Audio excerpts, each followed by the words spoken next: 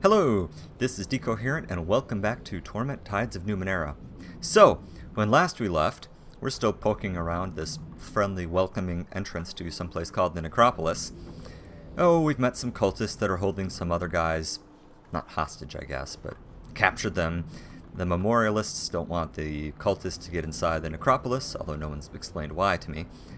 And we've been going back and forth talking to them. We got a really cryptic clue. Where are you? Caretaker's Riddle. Yeah, the name of a Caturral Prince, and I don't know what that means. And I'm also probably saying that wrong.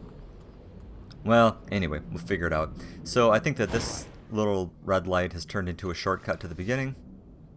You step into the warm red darkness, and it swallows you, turning you into smoke and sparks.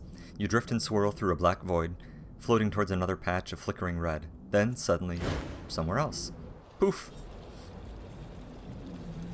Okay, let me tell you why I love the Ninth World here. Someone, made these cool pairs of, space tears, right? Instead of putting up, a ladder. Instead, no, we're teleporting about 50 feet. I love you guys. You're the best. Queen. So, yes. have to make a decision. Am I going to try to get the code and then give it to the Endless Gate yahoos? Am I going to get it and then double cross them? Should I just kill them? How many of them are there? 1, 2, 3, 4. Probably 6. 2, 3, 4, 5. 6 is a lot. Maybe we could take them. I mean, I don't like these guys. They haven't done anything to me personally, because anyone who tries to kill me doesn't get a second chance at it. But they killed some people that I liked, especially that, the poor girl with the fishing pole. Queek or something like that? Now I feel bad because I can't remember her name. But she was nice, I liked her a lot. And someone went and... I actually don't even know what happened to the rest of her body, but it wasn't good. So, I'm not going to help these guys. In fact, just now I've decided that even though I may play along for a little bit, they're not getting the code. I'll just backstab them right at the end. That'll be fun. Yeah, I like backstabbing. What would be ideal is if I could get some of them to go off somewhere else.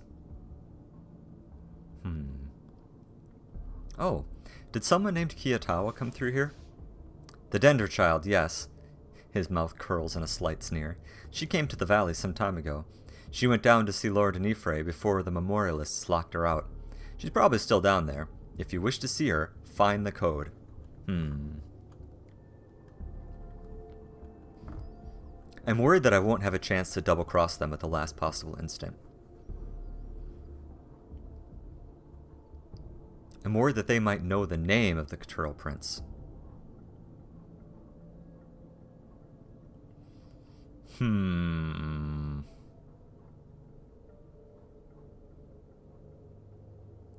Well...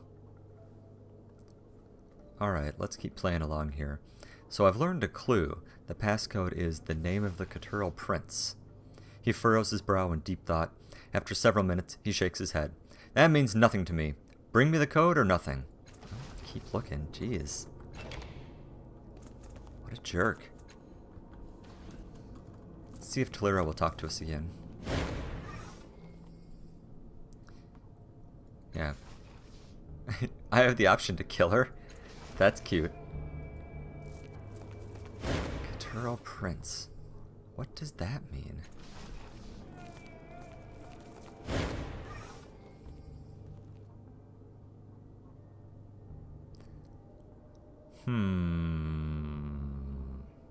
I'm running out of conversation tree. I'm going to be a little more aggressive.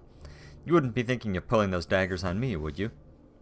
I'd prefer not to, she says, the palms of her hands flat on the rounded pommels of her twin weapons. You seem pleasant enough. Well, I suppose we'll see how things go, won't we? I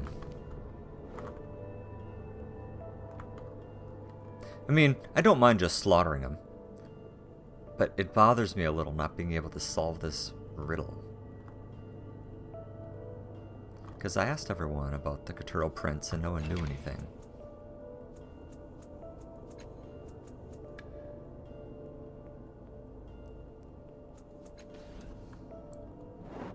Huh. To action! None of you guys know anything, do you? Oh. So, what do you know about the Valley of Dead Heroes?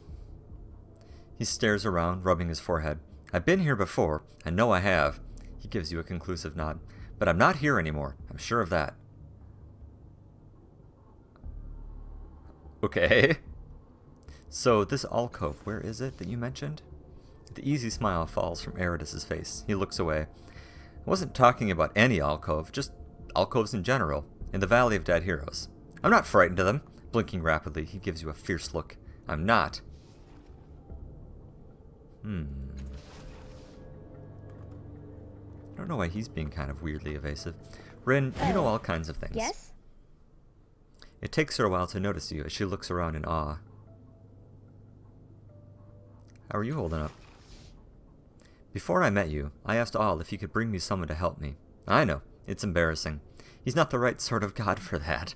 But then you came, and you're even better than anything a god would bring me.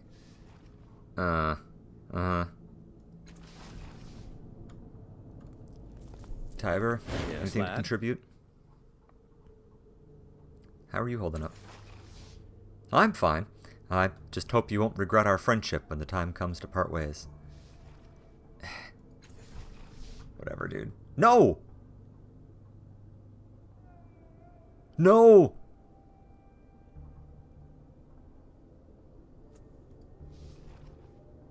Oh, thank God. Are you sure now, though? I can't say I'll be staying around here. If you change your mind, well, you might not be able to, is what I'm saying. No, no, no, no. Stay with me. I just clicked on the wrong one. Thank God for... Ooh. I would have save scummed, I'm not gonna lie. I make saves after every episode in case something terrible happens, and I would have save scummed. This material is springy to the touch, but impossible to damage.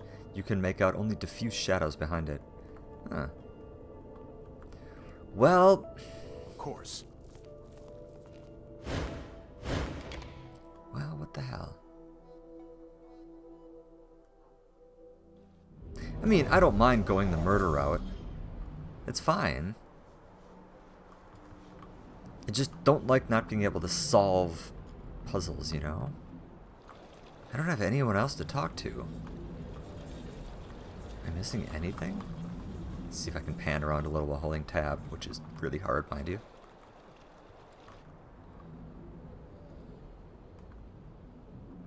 Yeah, I poked at that. And this was the alcove that I decided not to poke at. Maybe I should go back and poke at it. You know, I didn't talk to Beltrax. Maybe I just ran back and forth for nothing, but that's okay. Boing. I love the transporter effect. I am the very soul of action. And that's why you're with me, friend. Beltrax.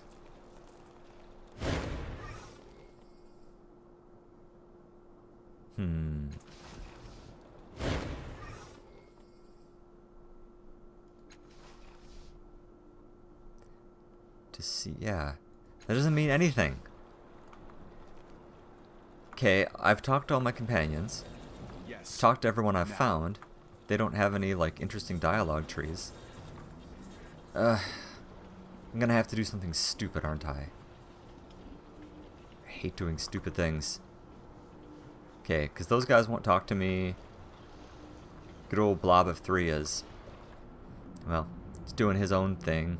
Phoenix doesn't care about me. Delana is kind of a jerk. Tantalum doesn't have anything to say.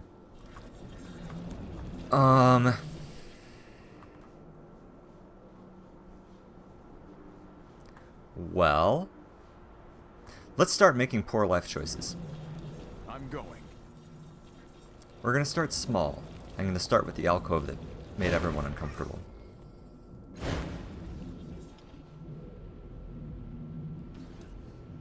Not excited. Oh, actually, there's only two things I won't do now, won't they? Because I didn't step through the mystery portal before. So now, all I have is this portal that I don't want to go into, and this alcove that no one seems to like. But I'm running out of things to do, guys. The alcove remains much as you left it, a narrow line of footprints carved into the layer of dust on the floor. An open ebony box lies on the shelf before you. Let's look inside the ebony box. Nothing bad's gonna happen. There's no sign of what this empty box once held, but you do note a carving of an eye at the bottom of the box, with a pupil made of two crimson concentric rings. If you squint, you can just make out a human figure at the center of the eye, holding a sword in the air. Eridus groans, and you look over. An untroubled smile graces his face, but you notice that one of his eyes is watering. Eridus, are you okay? Yes, very, he says, nodding at you. A tear streaks down his narrow chest and around his cheerful grin. But bored here, now that you ask. We should leave. We should leave now. He whistles quietly to himself and looks away. Huh. So, is that him?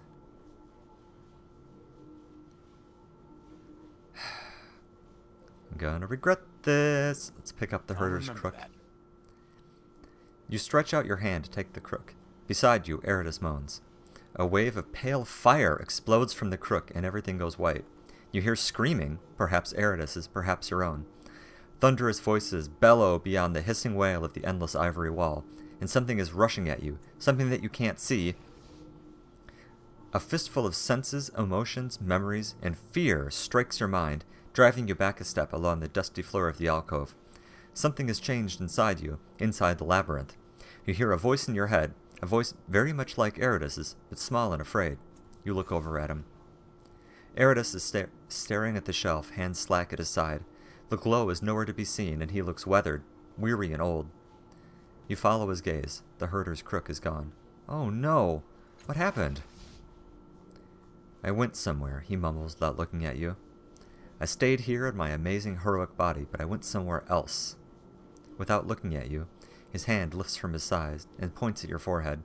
He doesn't seem to be aware that his hand is doing this. Oh, good. Then his glow returns like the sun rising behind a hill and swallows him. He smiles, dropping his rebellious hand. Why are we just standing here, he says, looking around. We should be fighting, feasting, jumping from roof to roof. Let's go find some roofs, he gasps. Is this a roof? So, yeah. Okay, well that was weird.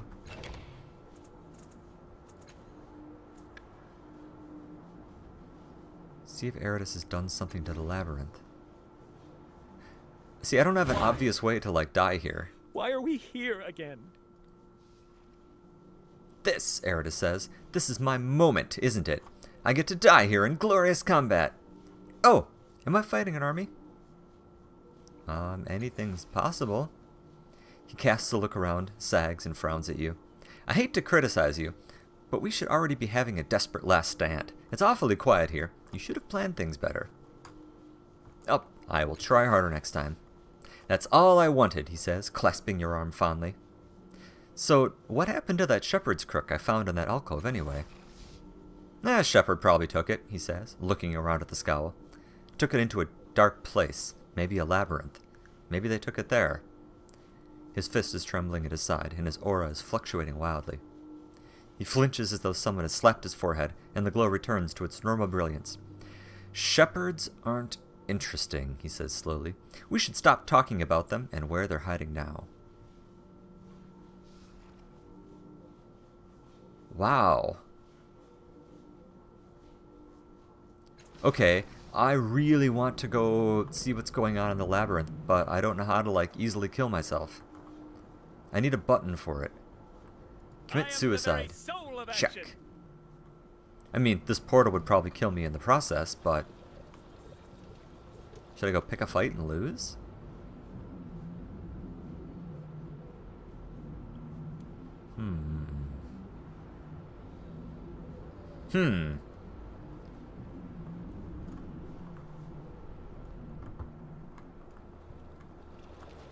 Honestly, I'm not sure. I feel like maybe Thalana would kill me if I asked politely.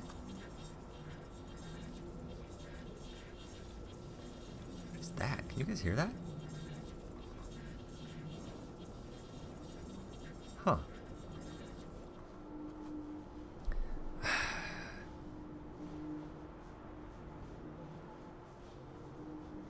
So, the only thing I can see left to do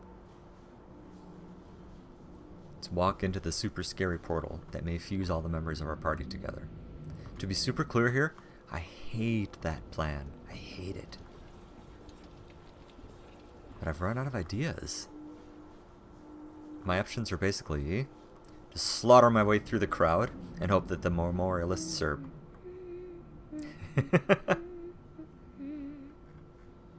Wish I could hear what he was whistling. Slaughter my way through the cultists and hope that the memorialists are pleased. I don't really want to get kill on sight to them. But inevitably, one of us is going to end up dead. And it's going to be them. So do I just go for it? There's 6 of them though. I don't know. Like, we're awesome, but are we that awesome?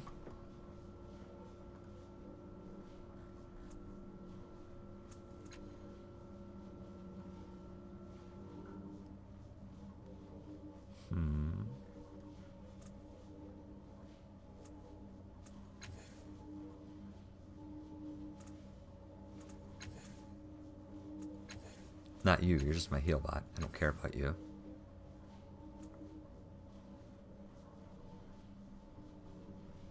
I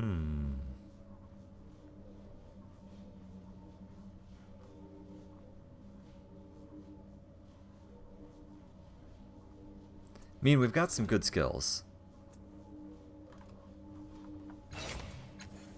I've given you some healing stuff, right? Oh, no, I didn't. Where's Spray Flash? Yeah, heals 8. Did that do what I meant it to? No, it did not.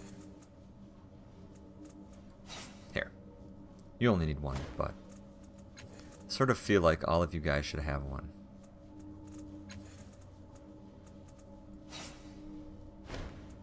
In fact, let's buy some here real quick.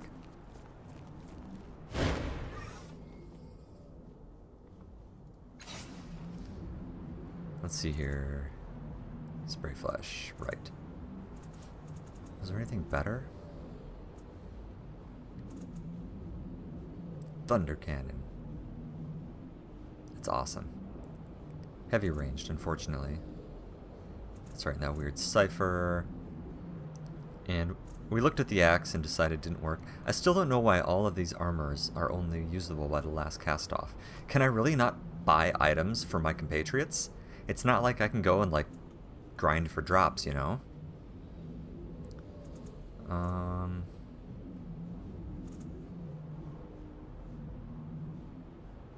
Medium ranged weapon. Yeah, but you wouldn't be able to use that well. She's got a...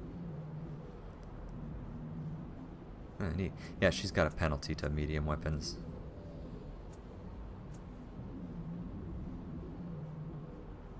That's right, I looked pretty hard at that one, but decided I liked Eridus better. Let's grab a few more of these.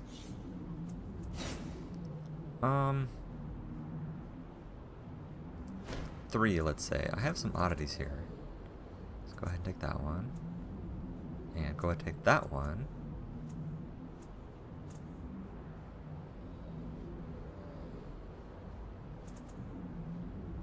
Okay. This is a weird thing. Okay. Okay, so does everyone have one? I don't think I gave one to Bryn. Not that she might need... I don't think she'd need it, but you know, just in case. So I have a decision to make. And I don't have a way to stall for 10 more minutes so that I can go do something else and hope that one of you guys leaves a comment. Yeah, I only see 2 options here. I can walk into the portal that I don't want to walk into, or I can go in and start killing. So let's just double check these crazy guys in the middle.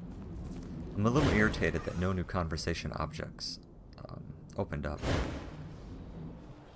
I feel like you should just be able to blurt out questions, and they just give you a weird look. Right.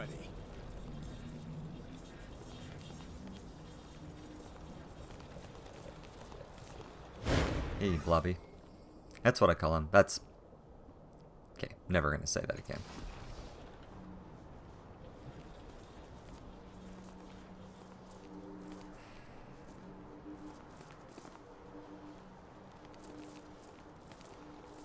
Wish I could attack you guys.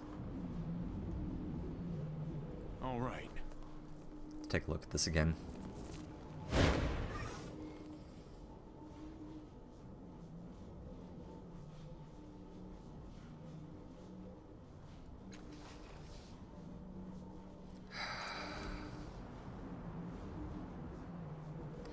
You know, I don't mind throwing down and killing everyone. I really don't. And I keep saying this. I just don't like that I don't seem to have any other option. Well, no, there is another option. I'm just too stupid to figure it out. I'm going. Alright. Last time I'm going to poke at people, and then I'm probably just going to flip a coin. Mutters. Show you muttering. Actually, did I talk to these other people? Of course. Maybe I didn't. Let's talk to Donovan. This man looks up at you momentarily before looking away into the distance at nothing in particular. He takes a drag in his smoke. His presence strikes you as odd, as if something about him were trying to inspire dread in you. So, hi, who are you? Donovan Russ. He flickers a gaze at you, and then stares off into the distance again. So what are you doing here? Trying to get home. He stabs his smoke at Thalana. You got questions? Talk to Thalana. You already met her, yeah? Yeah. So Thalana said that you're deserters from the endless battle? He stops breathing. The smoke falls from his nerveless fingers, and his face goes slack with terror. He starts shaking, and a single sob breaks from his throat before he snaps back to reality. The flat expression settles back onto his face, and he picks up his dropped smoke. He takes a deliberate drag, and only then does his tension ease. Nope. You're full of crap. So what can you tell me about the valley? Nothing. Well, that was mysterious. Speak with Luca here real quick. This man is busy reading a strange device, an elegant square of some kind of metal. Odd letters and images flash by on a reflective screen embedded in the square. Oh, he's got an ebook reader. When you draw near, you notice the device is plugged into his arm with a long silver wire, and one of the man's eyes is mechanical. Oh, okay, maybe it's not. That's not how my ebook reader works. Greetings. Its voice is kind, though it buzzes like a rattling sheet of synth steel. I am Luca. He gestures with the book. Sometimes I read in the older tongue. I uncover great knowledge this way. For instance, his metal eye stutters and clicks, and a tinny voice emerges from the pad. The formal education of the young begins in utero, with nervous system uptake inhibitors and microwave transmissions to developing fetal brains. He clicks it off. You see? I don't know the species to which this refers, but I begin to know of them. At any rate, what can I do for you? So, who are you? I have spoken my name already. The knowledge of my character is thus more important. I was a soldier. I travel with my friends. I and my friends travel to our home, or at least that is our plan. He leans close. I admit to concern for my friends. They seem trapped in the past, paralyzed. They are not as they were when we set out. He gestures to the mechanical extrusions on his own body. Nor, to be fair, am I. What do you mean when you say your friends are different? They were full of hope once. We, and a dozen others, set out from our home, in Eldia, west of Sagas Cliffs, to find fortune in the endless battle. We joined a recruiter in Sagas Cliffs, and enlisted with the army of the changing god. We thought we were prepared. We were not. We were in trenches. We fought with bolt throwers, energy weapons, and detonations. That first day saw half our friends obliterated by a rogue particle wave that emanated from our side of the battlefield. And then we awoke in a new reality, our memories of the old world intact but our bodies whole, except for Timpo, who is half dissolved in this new reality. So it went, incremental gains as a whole, with certain consequences carrying into new lives. Sometimes they would undo all our day's heroism for an unseen advantage. Other times, we'd lose a friend forever. Okay, hold on.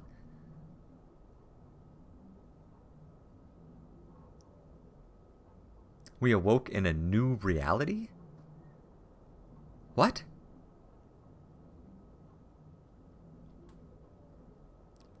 What?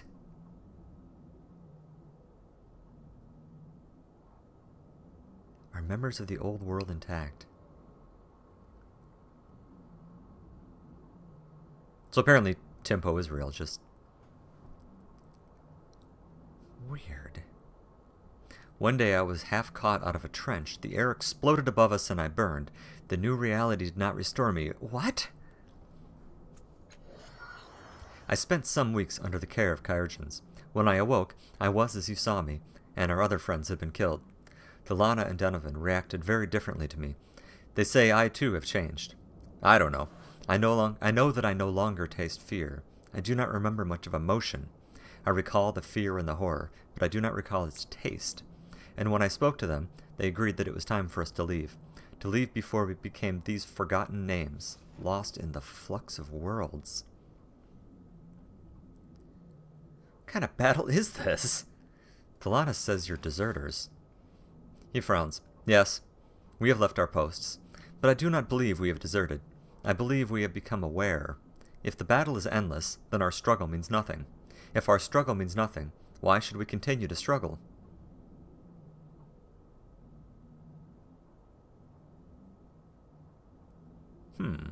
Philosophy, huh?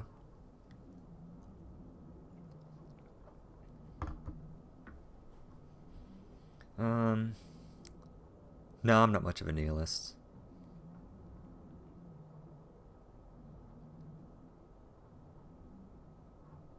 You know, I lean towards something greater than yourself, an ideal, perhaps. He considers your words for a time. Had our commanders presented an ideal for us to follow, this may have been true. But we fought for money and for glory. We found no great measure of either. We will not be going back.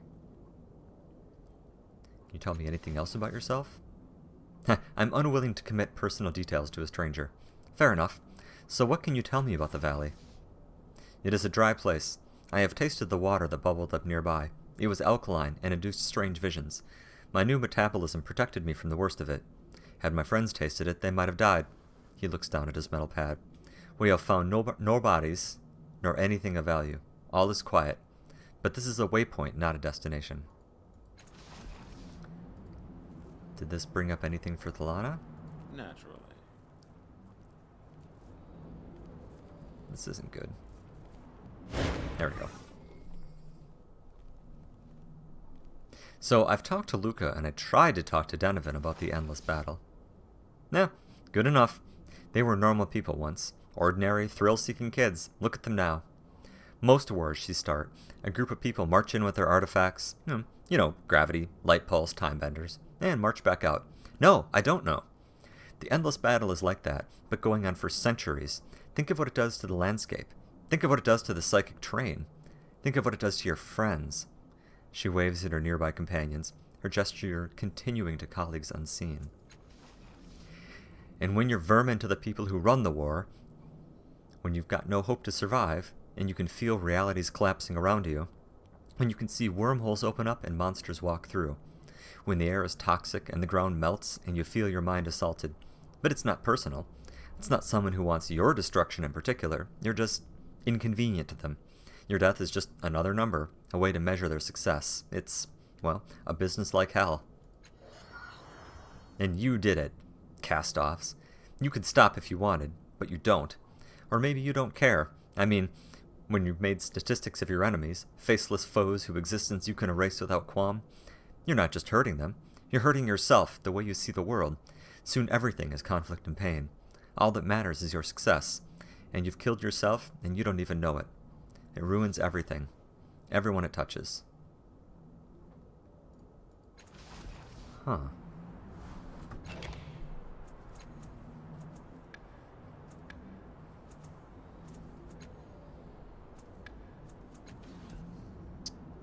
Huh. Well... Alright. Well, I have a decision to make. Portal or Slaughter. And those two may overlap. So I'm going to go ahead and take a break.